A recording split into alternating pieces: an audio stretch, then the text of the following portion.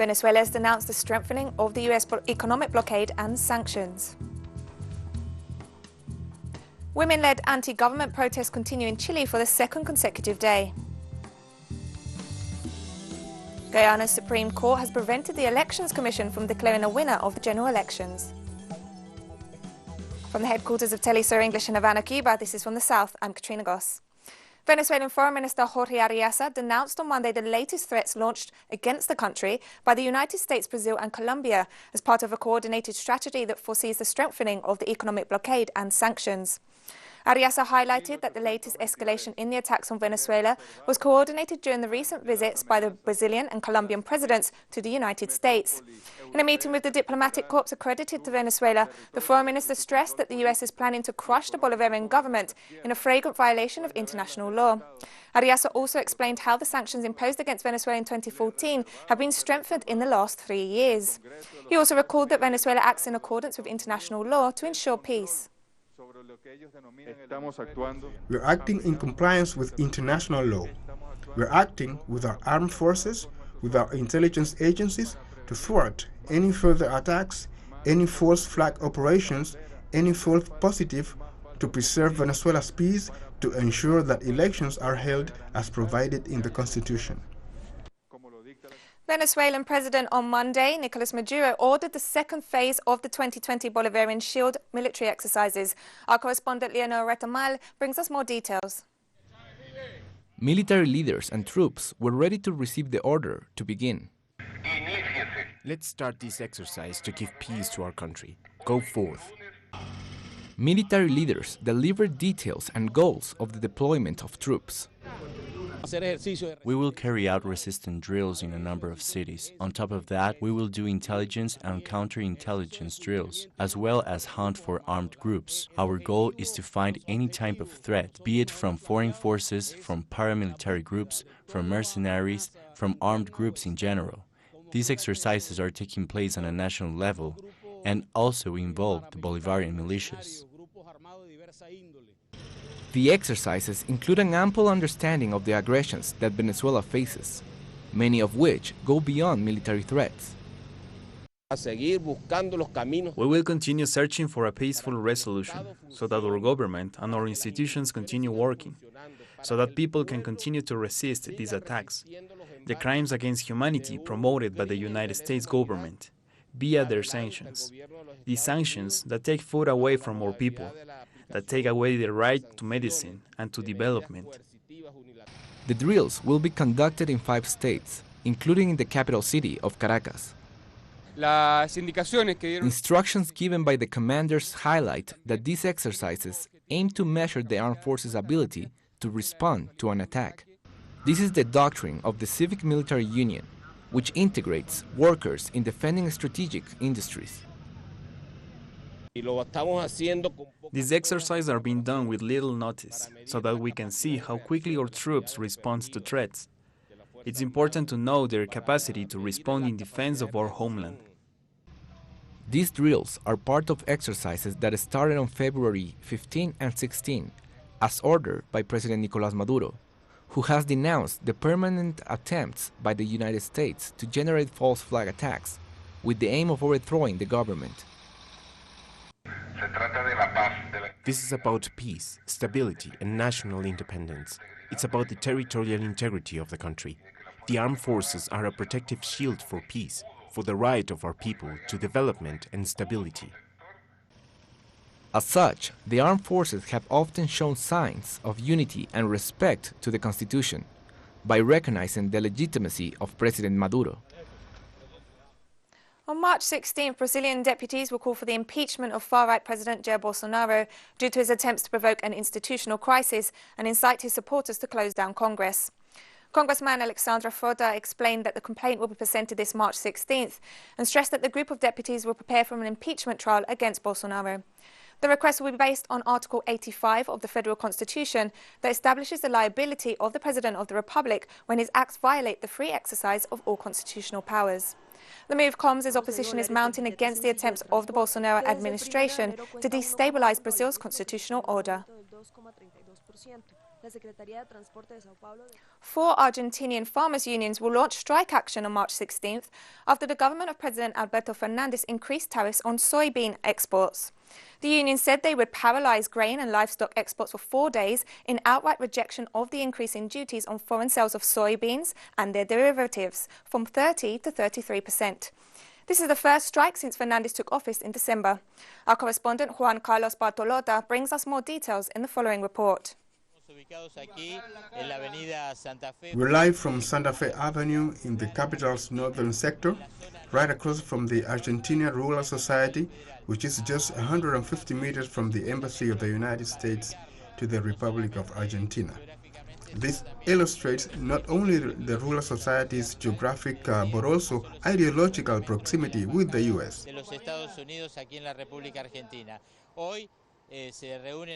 Gathered here today are the other Argentinian soy producers, the small soy farmers, to support the proposals by the national government led by President Alberto Fernandez on changes in the country's produce taxes. Coming up after this break, we have details on the latest events following the general elections in Guyana. Don't go away.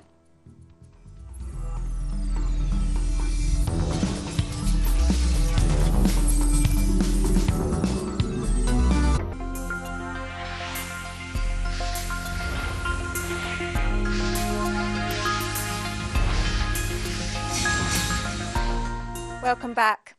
Late this Monday in Guyana, President David Granger released a statement assuring the population that he had acted in accordance with the Constitution and the laws of the country and appealing for calm.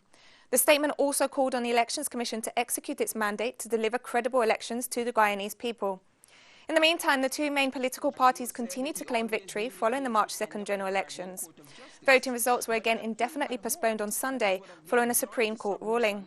Guyana's Chief Justice, Roxanne George, upheld an injunction preventing the country's Elections Commission from declaring a winner and said she would begin hearing the case on Tuesday to determine whether election officials should resume verification of votes in an area known as Region 4. The decision further postpones the official announcement of the results in an election process that has been marred from the beginning by accusations of fraud. Once the court has jurisdiction to determine the issue that we have raised, which is a narrow issue, whether or not Mingo should have complied with Section 84. Does the court have jurisdiction to determine that issue? The court said yes.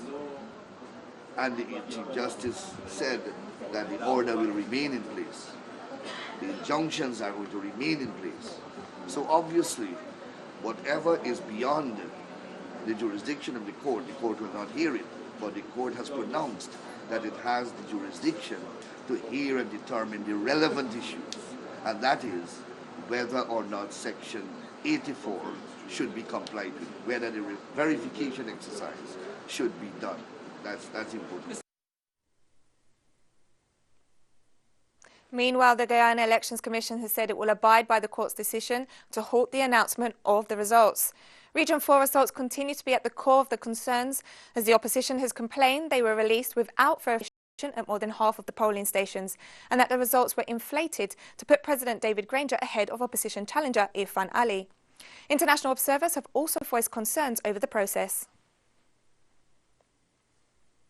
Chileans flooded the streets of Santiago de Chile on Sunday to mark International Women's Day. Despite the risk of repression, women mobilized to demand that their voices be heard. Protests in the Chilean capital continued this afternoon, and a massive pot-banging protest was called for 6:30 p.m. local time in the immediate vicinity of Plaza Italia. In other cities such as Valparaiso and Antofagasta, thousands of women also took to the streets. In Concepcion, secondary school students, women and officials of the National Federation of Health Workers marched demanding full equality between men and women. This is the second day of protest convened by several feminist movements in Chile, which seek to make visible women's demands, including for an end to gender violence, non-sexist education, equal rights at work, including equal pay, social security, and respect for their reproductive rights. And women in Mexico, angry over growing gender violence and impunity, are taking unprecedented measures, including a national strike. On Sunday, thousands of women marched through the Mexican capital and rallied in its central square, demanding justice. The mobilizations continued on Monday as thousands of women stayed home for the day, thus vanishing from subways, supermarkets, workplaces and school campuses. The unprecedented strike came amid a growing number of femicides. Two high-profile cases last month, a woman who was disemboweled by her partner with a kitchen knife and a 7-year-old girl who was kidnapped and killed, have outraged the Mexican population and prompted an extraordinary day of reckoning for the country of 120 million people.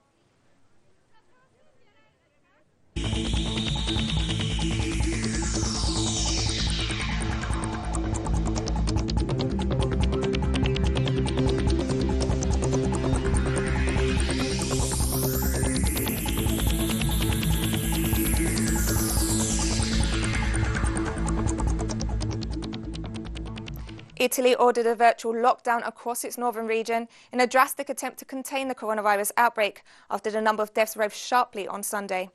The unprecedented restrictions will impact some 16 million people and remain in force until April 3rd. They were signed into law on Sunday night by Prime Minister Giuseppe Conte. The new measures mean people should not enter or leave Lombardy, as well as 14 provinces in 4 other regions, including the cities of Milan, Venice, Modena and Parma, among others. Italy has seen the largest number of coronavirus infections in Europe. Its death toll has risen to 463, while the total number of confirmed cases rose to 9,172.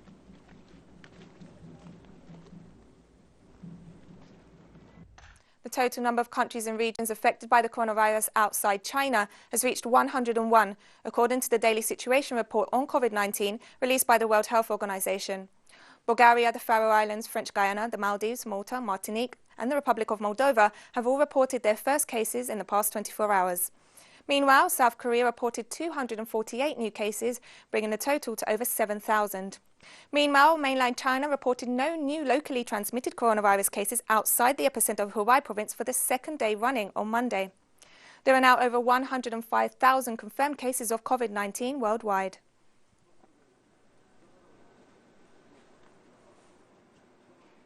And Ecuador announced its 15th case of COVID-19 on Sunday. Health authorities confirmed that the latest case was a patient reporting mild symptoms.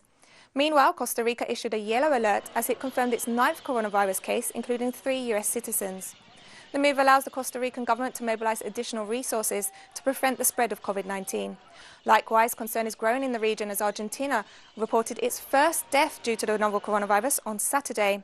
So far, the virus has reached 10 countries of Latin America.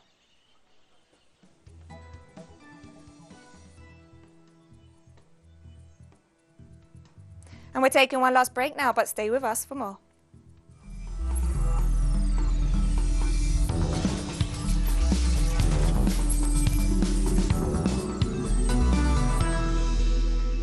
Welcome back.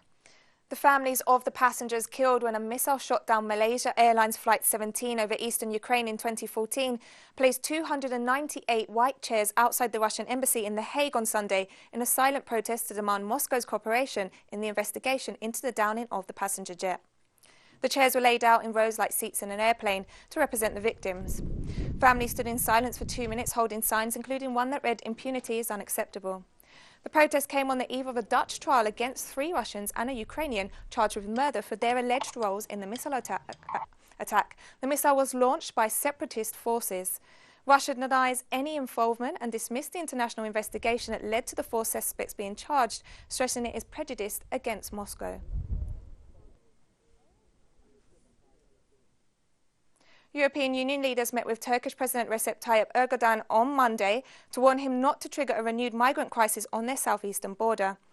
The EU is considering taking in 1,500 child refugees to ease pressure on the Greek islands facing a new wave of arrivals from Turkey. Tens of thousands of asylum seekers have begun trying to pass through the land border from Turkey for a week after Ankara announced it would no longer prevent migrants from trying to cross into the European Union.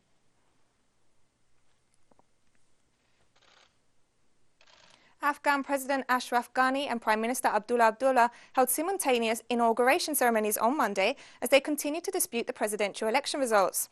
Afghanistan was set for 2 presidential inaugurations on Monday as both President Ghani and his political rival Abdullah claimed victory in the September 28th elections and held parallel events. Ghani was declared the winner by Afghanistan's Independent Election Commission on February 18th, while Abdullah rejected the result and pledged to form his own government, also proclaiming himself the winner. Abdullah's camp issued invitations to a parallel swearing-in ceremony on Monday morning at a similar time to that planned by Ghani. Experts and diplomats say a lack of cohesion among Afghan political leaders will make talks with the Taliban difficult, which are due to start on Tuesday.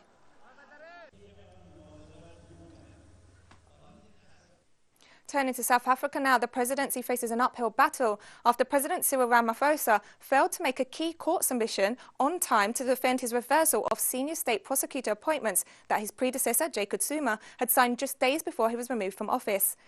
Presidency Director General Cassius Luisi responded to the court challenge by one of the affected prosecutors, Advocate Ron Mankwawi, despite the fact that Ramaphosa had been cited as the first respondent, which required him to confirm that Luisi was empowered to act on his behalf. In accordance with the South African Constitution, the decision to reverse the appointments could only be made in the exercise of the executive powers of the President.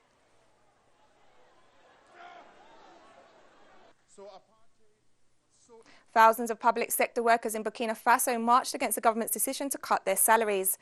Last month, the government announced new tax reforms impacting the allowances and bonuses received by civil servants that will result in salary cuts.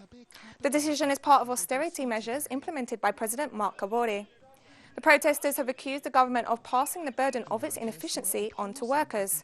They have since threatened to go on a national strike if the decision is not reversed.